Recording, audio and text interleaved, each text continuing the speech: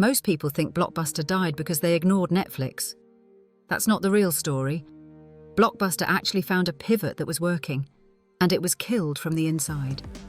In this video, I'm going to show you exactly how a billion-dollar brand got trapped by its own business model, strangled by Wall Street debt, and finished off by internal politics, right at the moment it had a real chance to survive. If you're building a business right now, this story is one you cannot afford to ignore. Hi, I'm Amanda. For years I worked in corporate, convinced I understood how successful businesses were built and why they failed. When I finally went out on my own, I quickly realized almost everything I'd been taught was wrong. The real reasons great companies collapse are never in the boardroom presentations. It took me years of painful mistakes to figure out what actually kills a business, and it's rarely what you think. That's why I created this channel.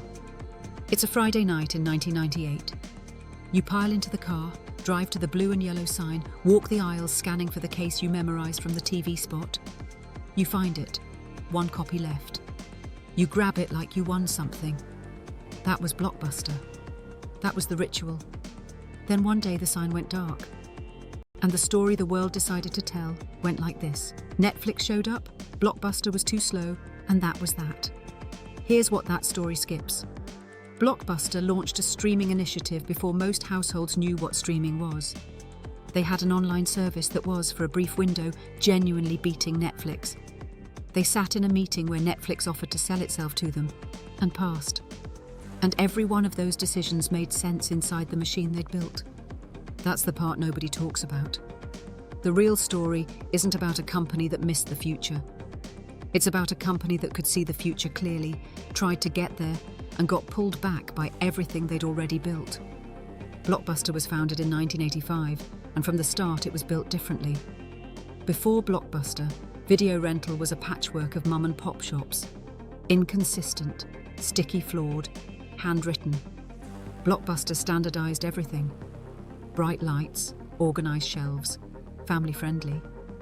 By the mid-90s, it was the default answer to "What do we do tonight?", a social institution disguised as a retail chain. But here's what Blockbuster was actually selling. And stay with this. They weren't primarily selling access to movies. They were selling friction, controlled friction. The tape had to come back by a certain time or there were consequences. That pressure was a product. It drove traffic, created urgency, and generated enormous money. Late fees. At their peak, around $800 million a year. That number changes how you see everything. But here's what it funded. The leases. Thousands of retail locations, each on a multi-year lease. Rent doesn't pause when movie trends shift. Late fees weren't a side hustle. They were load-bearing infrastructure. Then in 1994, Viacom acquired Blockbuster for nearly $8.5 billion. The people running the company after this are not long-term experimenters. They are retail optimizers answering to shareholders on a quarterly schedule. This shift didn't look dramatic from the outside. Inside, it rewired everything. Think about what the late fee experience actually felt like. You loved the movie. You forgot to return it. Bad week. Now you're standing at the counter being told you owe money you weren't expecting. Low-grade shame. And it happens again. And again. Over time, a generation of customers builds one specific emotional association with Blockbuster. I love movie night, and I resent that store. You couldn't just stop charging fees without immediately replacing hundreds of millions in annual revenue, while still paying rent on thousands of buildings, thousands of employees, millions of physical inventory items. The trap was structural, baked in. So when a new option appeared, same movies, no store trip, no judgment at the counter, no late fees, customers didn't just switch. They felt like they were escaping. Netflix launched in 1997. DVDs by mail. No scarcity, no due dates, no penalties, no parking. The anti-Blockbuster. Deliberately so. In 2000, Hastings and Randolph flew to Dallas with a pitch. Acquire us. $50 million. Blockbuster passed. The world decided this proved Blockbuster was stupid. But run the calculation they had to run in that room. Netflix is a mail-order subscription business. Every Netflix subscriber is a customer not walking through your doors, not generating late fees. You'd be buying a business whose growth directly cannibalizes your core cash flow. Inside the model they were running, passing was defensible. Blockbuster didn't ignore the future. They couldn't afford it. Around the same time, Blockbuster was already exploring what we'd now call video on demand, streaming movies directly to homes. To make it work, they needed a broadband partner. They found one. Enron. That sentence sounds wrong, but Enron had a broadband division with infrastructure. Blockbuster had content relationships. Together they announced a 20-year deal in 2000 to deliver movies over the internet. Then Enron collapsed, one of the most spectacular corporate frauds in American history. The broadband partner evaporated. The streaming vision died. Blockbuster was left holding a strategy with no infrastructure to run it on. So they went back to what they knew, except the ground was shifting under their feet. Around 2004, Blockbuster made a genuine move. They launched Blockbuster Online, and by 2006 upgraded it to something that was actually dangerous for Netflix: total access.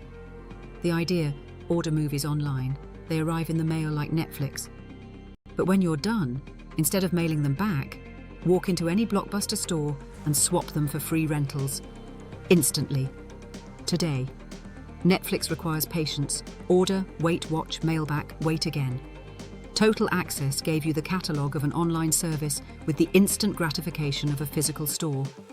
And Blockbuster had something Netflix structurally could not replicate overnight: thousands of physical locations. The stores, which had been a liability, suddenly became an asset. A last-mile advantage. It worked. Subscribers came. Netflix felt real pressure. For the first time in years, the competitive equation shifted. But every Total Access subscriber was a subscriber not generating late fees.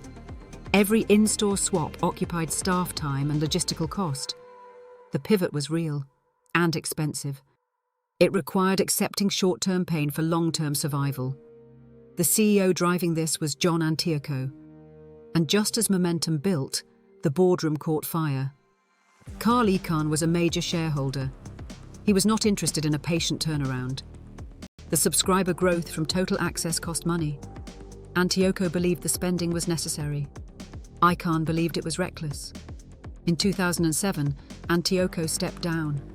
New leadership came in with a different mandate: cut costs, return to profitability, stop subsidizing the online operation.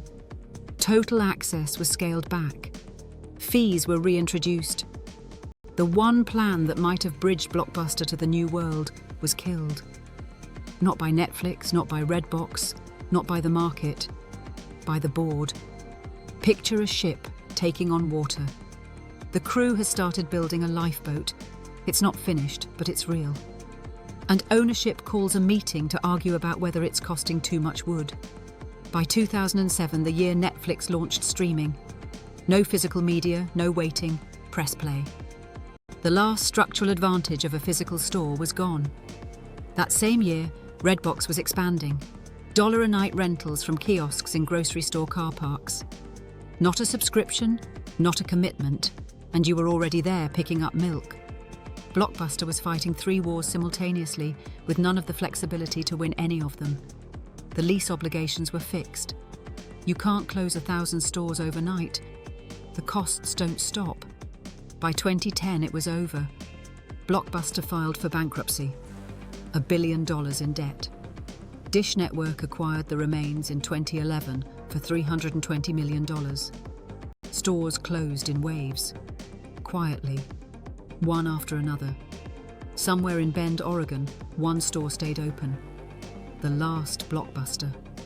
People drive from other states to see it. It has become something it was never meant to be. A monument to a way of spending an evening that no longer exists.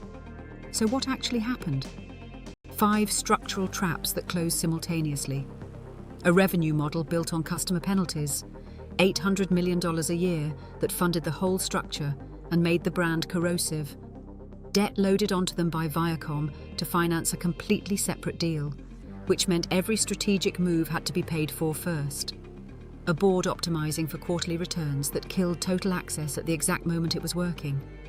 a streaming partnership destroyed by Enron before it launched, and a fixed cost base, thousands of leases, millions of inventory items that made self-disruption structurally impossible even when leadership wanted to try. Any one of these was survivable. All 5 in the same critical window. That's not bad luck.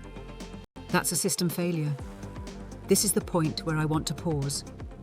Because if you're running your own business, even a small one, this is the trap that gets people earlier than they expect. Not billion-dollar debt. The quieter version. Not knowing what your numbers actually are until it's too late to react. Not after. If your finances are currently living in a spreadsheet you haven't opened this month, it's worth a look. Right. Back to Blockbuster. The lesson isn't adapt or die, because Blockbuster was adapting. The lesson is that the structure of a business determines what decisions are even possible inside it. Blockbuster didn't lose because they didn't see the future. They lost because their past was too expensive to leave. So here's the question.